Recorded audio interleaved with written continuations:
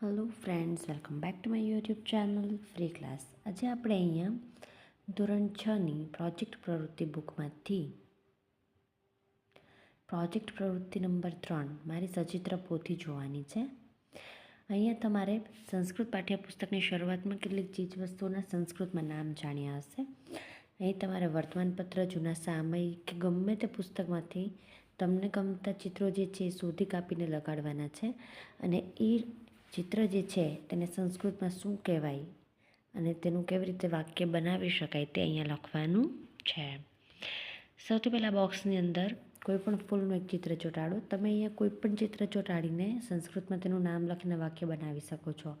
અહીં પહેલાં ખાનાની અંદર કોઈપણ ફૂલનું ચિત્ર ચોંટાડો. ફૂલને સંસ્કૃતમાં પુષ્પમ કહેવાય. ત્યાર પછી વૃક્ષનું ચિત્ર ચોંટાડો, જેને વૃક્ષ કહેવાય, અને બિલાડીનું ચિત્ર ચોંટાડો, જેને બિડાલહ કહેવાય. એ ત્રણેયના નીચે વાક્ય લખવાના છે. મેં અહીંયા જે છે એ ફૂલ વિશેનું વાક્ય લખેલું છે કે ઇદમ સુંદરમ પુષ્પમ અસ્તિ. બીજું છે સહ વિશાલઃ વૃક્ષઃ અસ્તિ. અને ત્રીજું વાક્ય છે બિડાલહ દુગ્ધમ પીબતી. ત્યાર પછી 3 બોક્સ આપેલા છે. તેમાં કૂતરાનું ચિત્ર ચોંટાડો, ઘરનું ચિત્ર ચોંટાડો અને પુસ્તકનું ચિત્ર ચોંટાડો.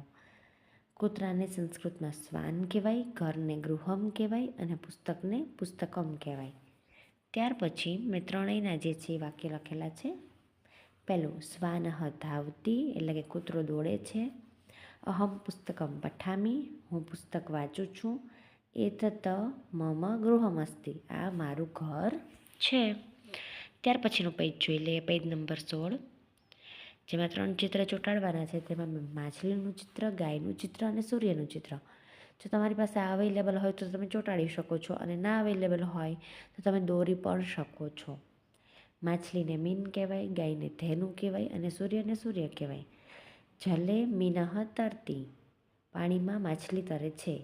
ધેનું ઘાસમ ખાદતી, ગાય ઘાસ ખાય છે. સૂર્ય પ્રકાશમ દદાતી, સૂર્ય પ્રકાશ આપે છે. ત્યાર પછીના 3 બોક્સ જોઈ લઈએ,